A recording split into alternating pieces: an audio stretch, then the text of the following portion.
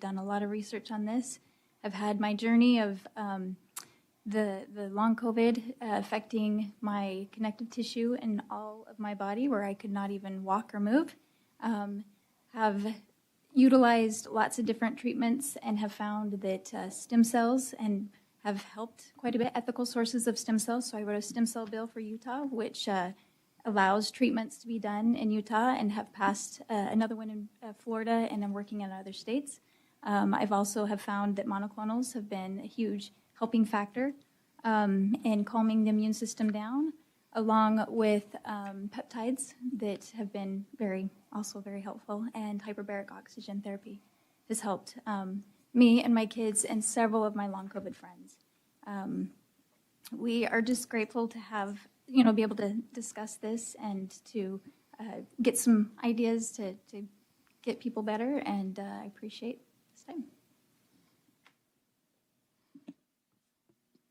Hello, Mr. Secretary. Thank you for having me. It's an honor to be here with you all. My name is Devin Russell. I'm a co-founder of the Long COVID Foundation. Thank you for affording me the liberty to wear my mask. I think once I explain my history here, you might understand why I would wear one. First, I want to hand out a one-pager on some of the long COVID community needs. I had long COVID starting in March of 2020. I've had it for 5.5 years now. I did not take the COVID vaccine. I alone have had 170 plus symptoms, some very severe, Guillain-Barré, blood clotting, heart issues, brain dysfunction, and even delirium at a time because my brain was so inflamed, which it still is inflamed, but not to that level, but it's still a problem for me. I was near death at times, and that's not a hyperbole. I thought I was going to die. Prior to that, I had chronic Lyme for 11 years, which I recovered from, and I managed a chronic illness-centric clinic for 4 years. So based on that experience, I can tell you long COVID is a unique kind of hell. This is an urgent crisis that needs action now, as I'm sure you know. People are suffering and even dying, and a lot are holding on by a thread. So some of the things we need, of which there are many, but well-run common sense trials, biomarkers and tests, and development of antivirals and other drugs, because we have no tests, no biomarkers, and no treatments right now approved. So I look forward to discussing this in more detail today, and thank you. Thank you. Good afternoon. I'm Darcy Johnston, the Principal Deputy Director of the Intergovernmental and External Affairs Office in the Office of the Secretary. Hi, Ken Callahan, Head of Policy for the Secretary. Just want to thank everyone for coming. And this is something the Secretary has been very adamant and focused on making sure we brought together a roundtable of physicians and patients and other advocacy groups to make sure he could hear directly from them. This is something also he has stressed he wanted to make sure was live streamed, so it was open to the public, part of his campaign to make sure there's radical transparency. And then also just wanted to address the invisible illness, which there are many in the U.S., and Secretary and the team here is committed to making sure that we get a voice for everyone who is suffering from them. Thank you, everyone, for coming. I'm Jim O'Neill. I'm the Deputy Secretary of HHS and Acting Director of CDC. So here in this room, you have the heads of 4 of our science divisions and 1 of our data divisions. We're all eager to learn more about long COVID and do excellent research and come up with solutions for everyone. So I'd say long COVID is in the same clinical category as Lyme and Epstein-Barr and chronic fatigue syndrome, which is no consensus yet on biomarkers, no consensus yet on diagnosis, no consensus yet on causes or treatment, but definitely an important, urgent challenge that we need to discover everything we can about it. I also want to mention, and we're going to do a very similar roundtable, I think, next month on Lyme disease, which has a lot of interactions and similarities. Right. Thank you, Mr. Secretary. Roger Marshall from the great state of Kansas. I'm here today representing and speaking for, fighting for the 20 million Americans with long COVID. And it is personal, just like your stories, Mr. Secretary, in that I've had a loved one with long COVID for 3 years. And I want to take a moment to acknowledge some of the people in the room. It's different being the doctor on the other side rather than trying to help somebody out. It's been very humbling, but I'm so grateful for them. We've reached out to hundreds of doctors and tried to figure out who could help my son, and acknowledge Dr. Jordan Vaughn here, who's kind of the pioneer of vasculitis. Something as an OBGYN, we talked about pelvic congestion syndrome and cardiac output return. So great to see you, Dr. Vaughn, here. And out in the audience in the next panel is Dr. Bruce Patterson, who has a diagnostic tool. He absolutely has one. I believe it's the right one. And thanks to Dr. Bhattacharya, who's going to let him continue to prove that that's the right one. The Secretary talks about, confirming other people's studies, and that's exactly what we're going to do. And the great thing, it helps delineate the difference between reactivation of Lyme's disease versus long COVID. So you're right. Outside of the ivory towers, there are people that are out there at warp speed time trying to solve the problem. And of course, my mentor here, Dr. Redfield, has also helped my loved one in kind of quarterbacking all the different approaches out there, and just kind of keep the keeper of all knowledge, and just always brings a word of hope to all of us. So I'm honored to be here, and we're gonna whip this thing, Mr. Secretary. We're gonna get to the bottom of it. Thank you. Great, thank you, Senator. Great to be here, and my name is Marty McCary. I'm the FDA Commissioner. Mr. Secretary, thank you for making this a priority. We have been talking about so many competing important areas in healthcare where we desperately need to push the field towards a cure, and this was a massive priority for this Secretary, so that's why we're here today. Thank you. Long COVID is real. It's been underestimated and overestimated. We are here today to try to help those who are suffering from long COVID. We've spent $1.5 billion with essentially nothing to show for those dollars that were allocated. A lot of hospitals got rich with more MRIs and CAT scan revenue, but in the end, the people suffering with the condition are still struggling.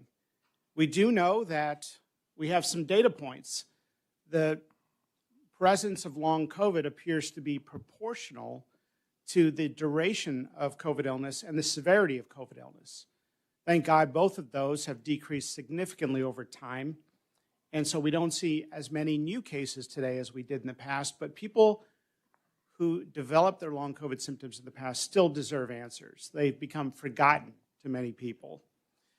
We do know COVID illness is an antibody-mediated phenomena, and antibodies can do a lot of things in the body that are not always anticipated or recognized early on.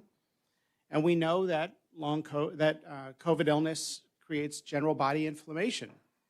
Guess what most illnesses in the entire field of medical science are due to? Generalized body inflammation, insulin resistance, and metabolic dysfunction. And so maybe we are seeing some of the same common principles that could apply to other illnesses if we can crack this code. So I'm here to learn and to listen, but we are committed at the FDA to supporting this agenda. So thank you. I'm Jay Bhattacharya. I'm the director of the National Institute of Health. When I was in the Senate hearing for my confirmation, as I was leaving the Senate floor after the hearing, a long COVID patient came up to me and said, "I'm desperate. Please help." And I assured her that we're going to find an answer. The National Institute of Health, it has a long history of finding answers for patients. As the representative of the Ivy Tower class here, Mr. Secretary, let me just say, I want to make sure that we're not just in the Ivory Tower. There's folks in the room who have learned about long COVID in the Ivory Tower who've devoted their careers to trying to get answers. But also we have to acknowledge that we have not made as much progress as the patients that we are representing deserve. For the NIH, what I don't want to wait to know everything about the physiology of the disease, the pathophysiology of the disease. I don't want to wait to be able to get the perfect diagnostic test before we start to have like real answers for patients. I can entirely agree with you, Mr. Secretary, about listening to the physicians who treat patients, listening to the patients themselves, and then you know, I want to see that those ideas are incorporated in our research agenda. Actually, one of the things I've learned since becoming NIH director is that we've shifted how we're doing our investments in long COVID research toward more practical trials. And we're running, you know, I think several of them now, but we need to expand them to more. I've heard so many great ideas from some of the physicians in the room and from patients themselves. It's going to be a collaboration. It's not going to be us telling you from the ivory tower, here's what's real, what's not real. It's going to be us listening to you and our expertise helping to sift, you know, the answer so you can have, you know, the next time we have a commission a year from now, it won't be 20 million people suffering. It'll be, you know, 20 million people with answers and getting better. I'm Jordan Vaughn from Birmingham, Alabama. I am the founder of the Microvascular Research Foundation for Long COVID. I'm actually just an independent physician that had the resources to try to help people. And a lot of what's driven me is a lot of the data from the academic world, but being able to utilize that data and apply my understanding of mechanisms of medicines and actually discuss with the patient and figure out ways to help them based on their symptoms, the knowledge we get from the NIH, but also reusing medicines that we know help in those areas. And I think that's one of the things that drives me the most is a lot of solutions. Even there are things that will come, I think, but there's a lot of things already out there on the shelf that we need to evaluate and utilize and actually are very available for people and is very effective in many ways, especially in about again, I've treated about 4,000 people. And just the data that I have within my clinical cohort is amazing, but it also informs me on when things don't work and when they do work.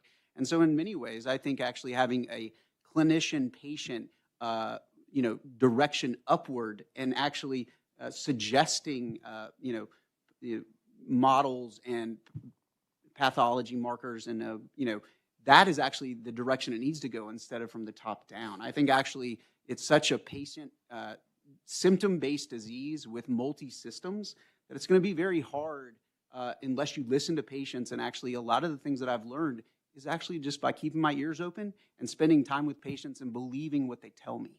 And I think that is something that you're not going to get from a textbook. And in fact, a lot of the time what the patient informs you, you utilize your medical education to come up with ways that that could happen and then try treatments that might work for it and they become effective. I mean, it's a very different pathway than the classical pathway, but especially when you're talking about probably something that's going to require multiple medications and has multiple systems involved, a monotherapy is probably going to be very hard to come up with. And I think we need to look at it in a very different light. So thank you. Good afternoon. I'm Michael Paitis. Mr. Secretary, thank you for the invitation. I'm an obstetrician. I'm actually a maternal fetal medicine specialist and a physician scientist. I've been on the front lines for COVID, for acute and long COVID since the beginning. And I desperately wanted to do something to help our patients from the very beginning. My laboratory focuses particularly on brain injury work. And we've developed a therapeutic for acute and long COVID, and we're in the preclinical setting, and we're hoping to go into a clinical trial. And I hope I can be of help to this group. What, can you tell what the treatment is? Sure, it's a 15 amino acid peptide that is called SpikeNet that blankets the spike protein. And we developed, because in the early days, I wanted to develop an animal model that would help us to actually work with this in a safe way. So we developed a BSL-2 model, which means that it's not as risky, if you will, as working with the SARS-CoV-2 virus.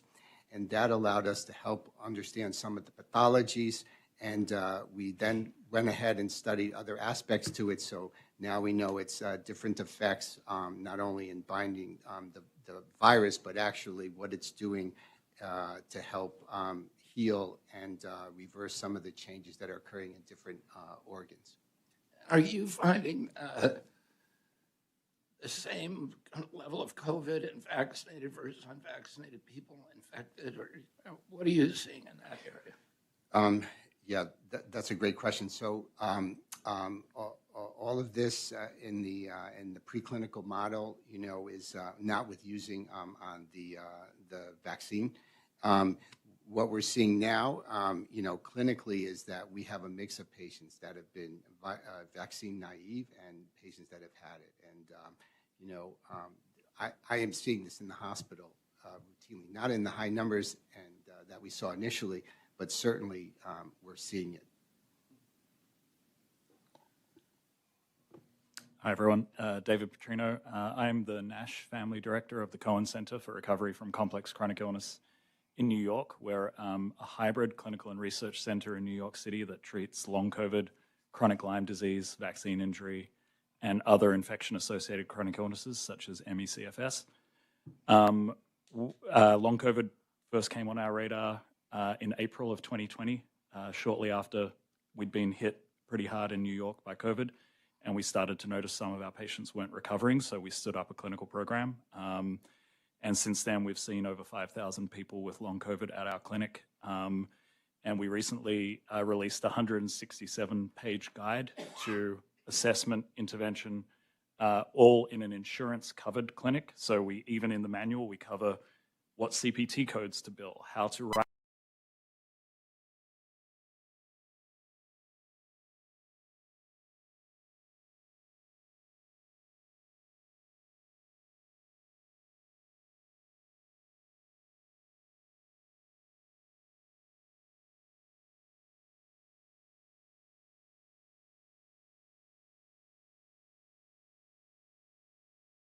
So What are you finding that works? So what we've done in the handbook is similar to what you said, Secretary Kennedy. There's 300 symptoms, right?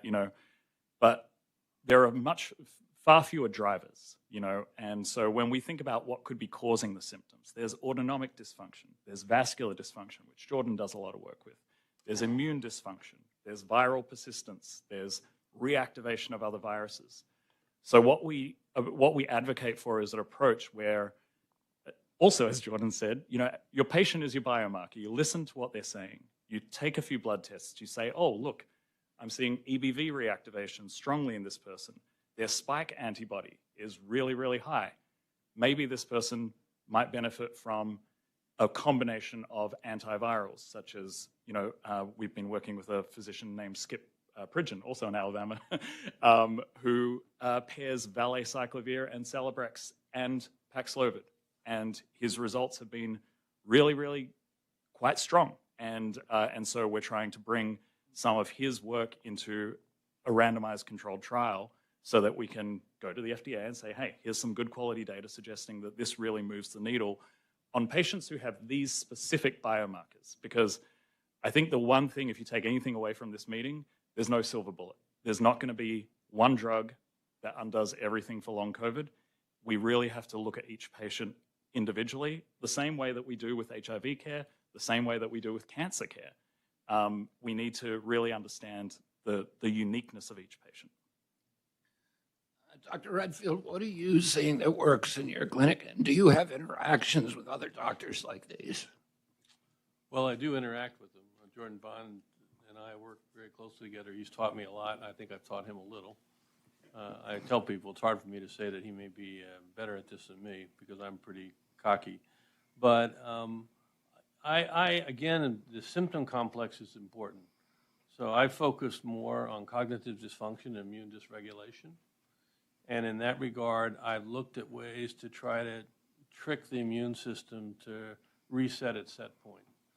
So I use some of the earlier drugs that I had used for treating HIV infection. For example, a drug called Maraviroc, which I use quite frequently and have had some fairly dramatic impact on cognitive function in people who literally are so cognitively impaired that they can't speak in more than 2 or 3 words at a time, and been able to get them back to speaking normally. The other thing we've done a lot working with Jordan is become much more aware of pelvic vein congestion in patients, which who would have believed that I have patients that present that really feel like they're suffocating. And it's not a comfortable place to be in a room with these patients because they're 24/7 feel like they can't breathe.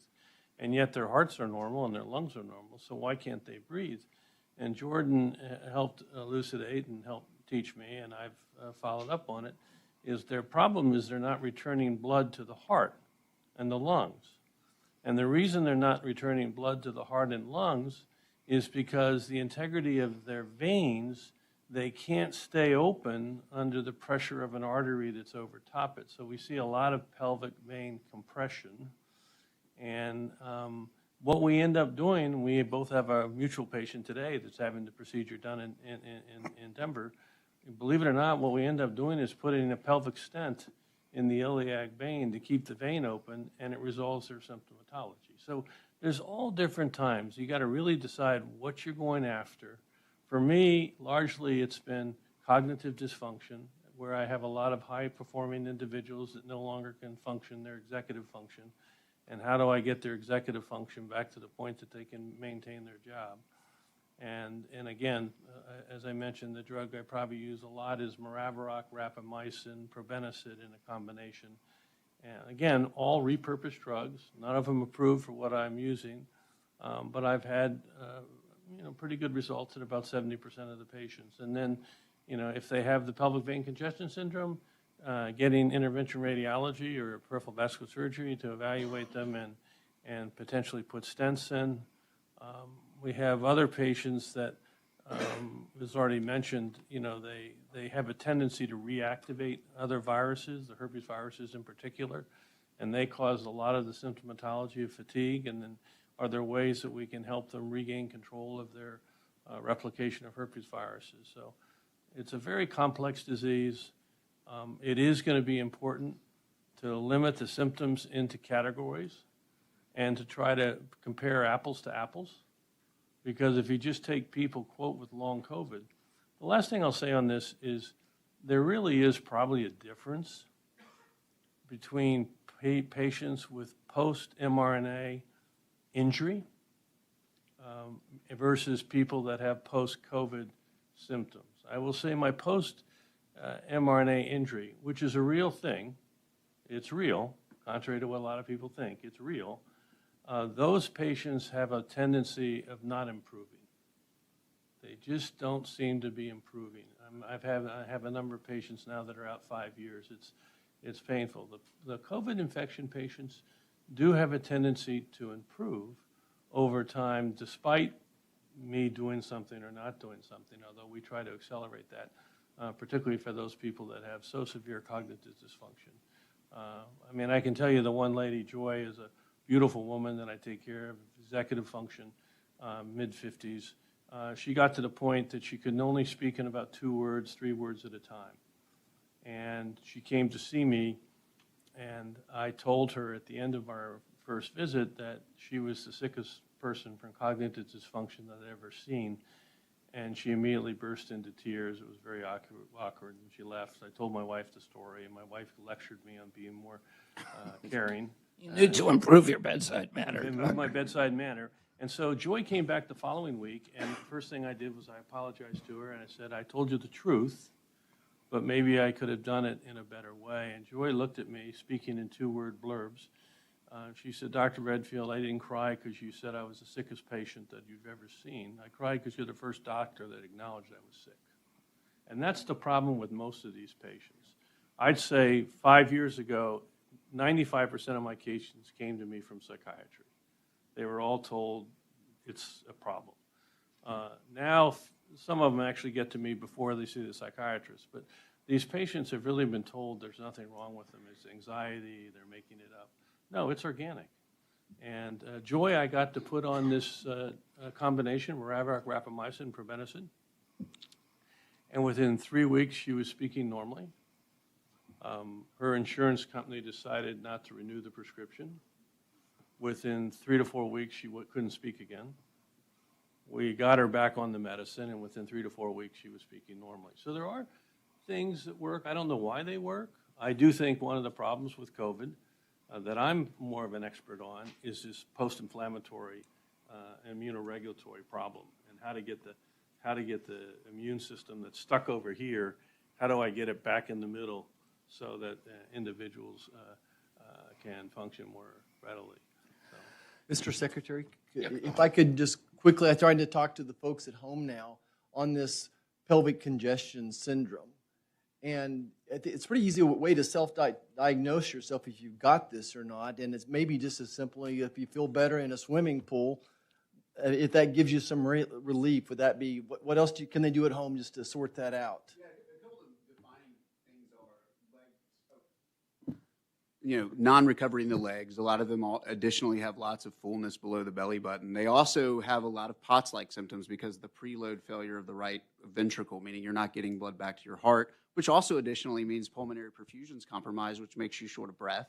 What can they do at home? So the main thing would be, yes, do you feel better in water? But also, a lot of these people, a lot of us don't realize the reason we sleep horizontal is because of the venous system, because it's a low-pressure system. So most of these people were people that woke up ready to run, ready to go. And a lot of them now will say, look, it takes me an hour in moving in the morning to get going. And that's a good signal that there is a venous basically venous stasis or venous issues. And again, I go back to this that I didn't even realize 72+% of your blood is in your venous system, and it's not good blood. It's low oxygen, it's inflammatory, it's coagulable. And if it's not moving, in a sense, it's like your sewage not moving. Yeah, one of the things for your website, Mr. Secretary, which would be so useful, Jordan and I have talked about it, is just to have these patients tell their story. I mean, when you hear this story, I mean, when I first heard it, I didn't understand it. I mean, but now that I've heard the story, I can pick it up like that. You guys have pelvic vein congestion, and we finally get them to, a visceral vascular surgeon or a special radiology, and lo and behold, we find out they're 85, 95% compressed. So I think patients hearing other patients' stories can begin to position themselves correctly. Because the average physician, I think, is not educated about this at all. I mean, I won't tell you how many people think that, this can't be true. But me and Dr. Redfield we argue about what's causing it, which I think is where the NIH comes in. It's so, okay, we see this phenomenon. It's usually happened in women historically. Now about 40% of my patients are male. Usually they're athletic males that are hypermobile, a little more flexible than average, probably some laxity in the veins. But why? And I'm a vascular guy, so I think the vasovasorum, the small vessels to the veins, are being compromised, which compromises the smooth muscle integrity of the veins. Dr. Redfield agrees with me, so it's probably right. I'm just kidding. But we need those kind of... I tell them that the veins major receptor is the H2 receptor, and basically it's a problem with the spike protein dysregulating the H2 receptor and causing inflammation in the valve wall. But we don't know what the... Yeah, and that's where I'm saying the clinical things, the phenotypes we're seeing, being able to have some type of mechanism that's really in the background, picking up and seeing these kind of phenomenon that drives translational research to say, what the heck is actually going on here? That's kind of very different than the top down, because you're looking at it from the patient reporting it as opposed to some phenomenon above. So one of the things that the Recover TLC, this is the next step in what the NIH is trying to do with long COVID, is we had essentially a listening session, a formal listening session where we had submissions from patients, from doctors, and we got 403 submissions about drugs, 64 on diet and nutrition, 29 on manual and physical therapies, 27 on complementary integrative health, and then 28 device submissions, and 21 other, which is, I thought I'd got through all the categories. So the point is that there's a lot to study, and the question is, like, for us, it's prioritization, right? Like, well, how do we decide which of these are the most promising? This is partly why I said earlier, I don't want to wait. I don't want what we did in HIV, where we're like telling patients, just wait till the randomized trial, wait till the randomized trial. We have to be pragmatic, right? There's so many different sort of conditions, and we have 4 that we're currently doing, four trials. We're doing Recover TLC, Low-dose naltrexone is something we heard from the patient community that worked for some folks. GLP-1 drugs, actually, again, works for some folks.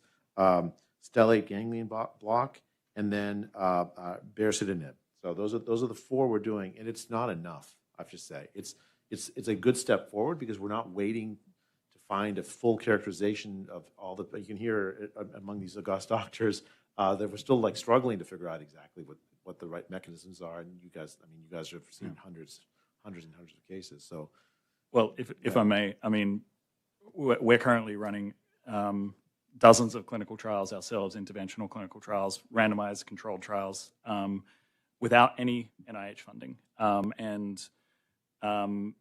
The reason for that is, and with respect, I grew up in the NIH system, so, NIH is very good at doing incremental innovation, which, as Jordan mentioned, that's what we need to understand mechanisms. That's what we need to understand things. But when it comes to, and I'm an implementation scientist, so I know these numbers, but when it comes to, things that the NIH have funded, we go from bench to bedside on average in the United States in 17 years. That is too long. And so I think we need to advocate for more public-private partnerships. We need to get drug companies involved. We need to, there's a company called Invivyd that we're working with right now that produces a monoclonal that could be helpful for both long COVID and for vaccine injury because it can, neutralize spike protein that is circulating in the body. We have not yet had a good-sized mechanistic trial of a monoclonal to neutralize spike protein. This is an urgent need, and this is something that I think we can achieve rapidly through public-private partnerships. We can go to the FDA and we can say, these are the sorts of things that we need to get, emergency use authorization and urgent labeling for these patients who are currently paying out of pocket. I met with a patient just yesterday, went out to New Jersey, spent 30 grand on, a monoclonal infusion. That's not achievable, to most people, and not even 1% of people. Well, If I could just echo one comment that I think, Mr. Secretary, for you to reflect on, and I've mentioned it to Jay, I think it's so important to get the private sector involved. All right? When I think about how we motivated, for better or worse, the vaccine companies in Operation Warp Speed, we got the private sector involved. I remember Tony Fauci and Collins said that we didn't need to do that, just give the $15 billion to NIH and they take care of it in 3 to 7 years. And I made a lot of friends that day. I said, yeah, it will probably take 7 years if that's how we do it.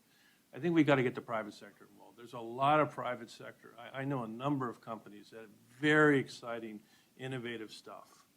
And we've got to get them involved.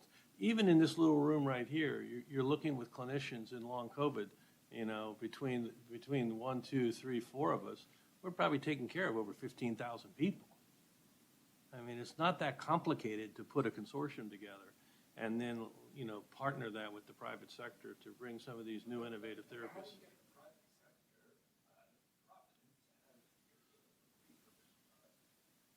Well, I think that's part of the things you have to engage them. I mean, it's not everybody in the private sector is adverse to using repurposed drugs. But that's something the NIH ought to solve. I mean, that's something we haven't done enough of, and it's something. I mean, I hear you. You're right, absolutely right. We need to do this much faster and be more agile, and with private sector collaboration, there are mechanisms inside the government to do that, and we just need to use them more. Yeah, I would just follow up with that. I've had 3 now of STTR SBIRs, and that's where you really get at that private and academic partnership, which supported by the NIH, which I think is a great program for drug discovery and acceleration getting to clinical. The second comment I just wanted to make is, you have a number of OBs and GYNs across the country. We do ultrasound all the time. I'm looking at the uterine artery Doppler and all of this day in and day out. So just thinking logistically, we can just engage our colleagues to incorporate this because we're doing this all the time on the uterine artery and the pelvic veins. I just want to add, that's why I wrote the stem cell bill, was because we were waiting for FDA to approve ethical sources of stem cells for treatments. And so writing the bill, getting it passed unanimously both in the House and the Senate. I'd love to do something at a federal level that allows, and it's not just going to help with the long COVID. It helps with autism and dementia and Parkinson's and all these other different diseases. I believe the peptides too will also help with that, along with hyperbarics. So the congestion stuff that was going on, my hands and feet were pretty much black and purple. But when I did hyperbarics, it brought back all of the circulation. I also phlebotomized. I think there's a lot of things out there that we can look into that are going to help us. And I was waiting for doctors to help me and was not getting the help, or even the hospitals. I had to take it into my own hands and into my own kids. I have 4 kids that all have it. And we have vaccine injury. We also have long COVID, from COVID itself. And so working with some doctors that think outside of the box, Dr. Jones was amazing. He's the one that found the monoclonals. He ran all my interleukins. And then figuring out the hyperbarics, and then the stem cells and the peptides. So there's hope. And that's the thing, is when I felt a little bit better, it gave me hope of knowing this isn't permanent, that we can find things that are going to help us to get even better. So I would say in this disease process, most patients probably know more about it than your typical physician or internist when you walk in. There's very few diseases like that.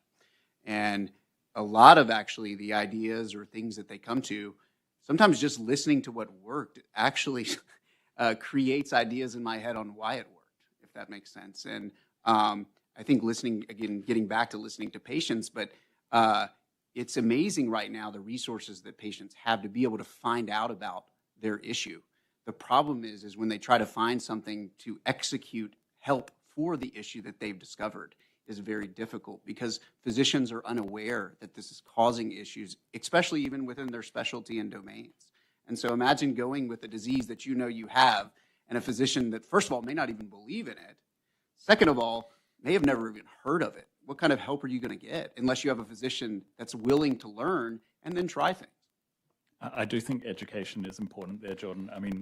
Great point. But, I did a series, when we released our handbook, I did a series of educational talks across the West Coast to 1,000 PCPs, because I really think PCPs are going to solve all our problems here. No pressure on the PCPs. But they're the people who, when you walk in the door and say, look, I got sick 2 weeks ago, or a tick bit me, and I haven't felt the same since, they're the ones who should be identifying, oh, you have chronic Lyme, you have long COVID, you have ME/CFS, or chronic EBV. And we got to 1,000 PCPs in that tour, so we really went for it. And 30% in the door at our pre-seminar interview did not believe that long COVID was real. So that they were happy to mark themselves on a survey saying, I do not believe in the authenticity of this. An hour and a half later, 0% said that. And it was just presenting good quality data to them and saying, this is what you, and also this is a plan. Here are the things you can try when someone comes in your door. And I think this gets back to, we do need a good diagnostic tool. And I just can't emphasize enough the mental help of being told that, yes, you're not crazy. Let's just be frank here. These patients have been told they're crazy. There's nothing wrong with you physically. To have a test that confirms, it's Lyme's disease. Okay, great. And I think that maybe we have some of those secrets now unfolding as you say there's 70 symptoms, 150. You probably are starting to put them in buckets now. And based upon those buckets, is there a correlation with some of the testing that we're doing? I'm looking at Dr. Patterson to come and tell us the next roundtable. And then your primary care doctors, you're get them to first base at least. We want to get the PCPs to first base with a little bit more data. So I think this roundtable already is a significant watershed in validating this disease, putting a lot of information on the table. I'm learning a lot. Mr. Secretary, I'm very grateful that you convened this. And you also asked us to build a website to scale this meeting up into a national level and provide a single a platform where patients and providers and pharma companies can all share information about symptoms and diagnosis and repurposed drugs and treatments, and probably a lot of other things that we haven't thought of yet. And we have our Chief Technology Officer of HHS, Zach Terrell, here listening. He's going to build Secretary's asked him to build a website at CDC for all this information. We have Kristen Honey, our Chief Data Officer. We have Dr. Willie Churtman, our Science Policy Advisor. we're all listening. I'm learning a lot, and we are going to scale this up. I'd like to add something if I Can can. I ask one?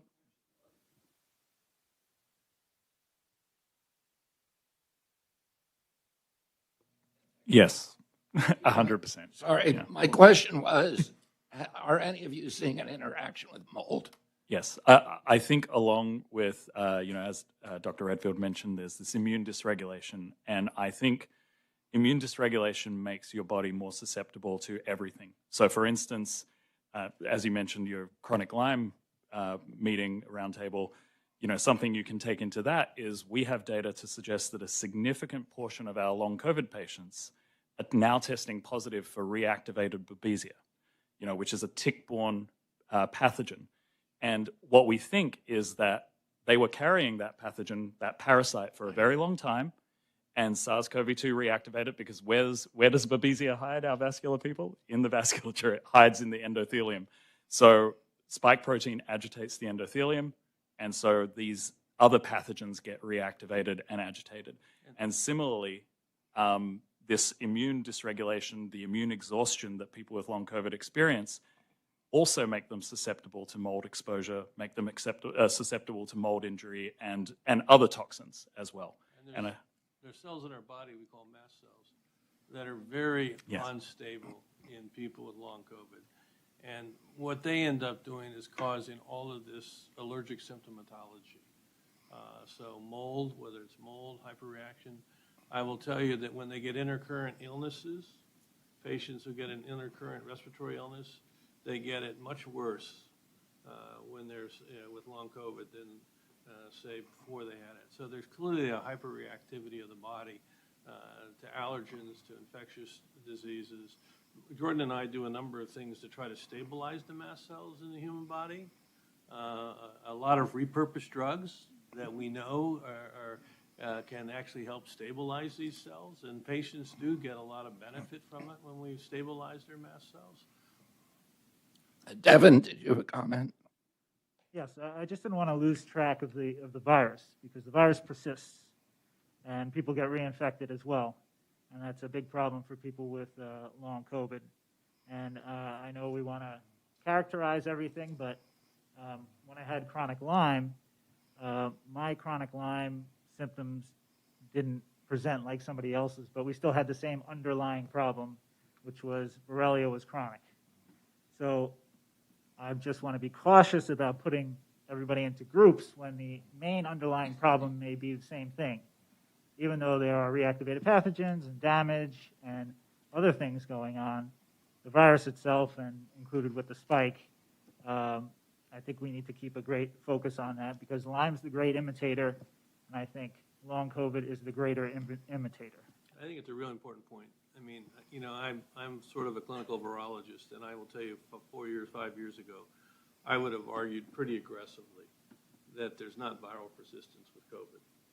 Now, in the last 2.5, 3 years, I'm totally convinced that there's viral persistence in long COVID. A number of the patients that they failed to clear the virus. This is a chronic viral infection, and so then that raises a whole different ways to approach it. How do we stimulate the body to facilitate viral clearance? And I think the group at Yale's done some really good work. I think there's a lot of evidence now. We have a paper that we're going through review now that's highlighting all the evidence today that there is viral persistence. And that's important because as we get into what's the pathogenesis of long COVID, I think more than we appreciated, it's the lack of viral clearance.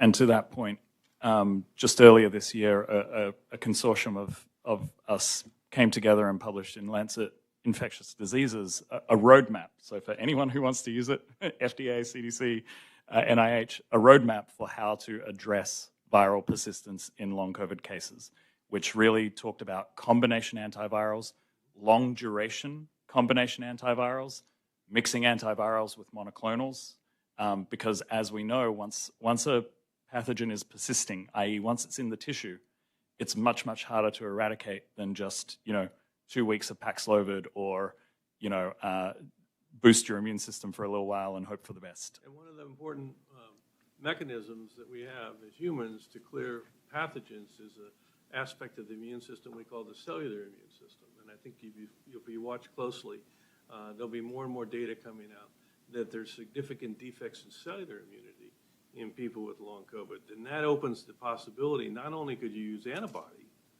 but could you look at ways to trigger their cellular immunity? Because it's really cellular immunity that our body uses to clear these pathogens at the end of the day. So I'm very optimistic that with significant investment in the science of this, and Jay and I have talked about this, is that we can really go after therapeutic strategies that are based on a pathogenic understanding. I think I argued with Jay probably 5 years ago, and I told him there's no viral persistence, this is self-limited virus. Well, I was wrong. There probably is viral persistence. I think Dr. Redfield's optimism is a good place to end this session. We're going to have half an hour. We're going to start our next session on innovation, and I welcome all of you at home to rejoin us, and thank you all very much for being part of this.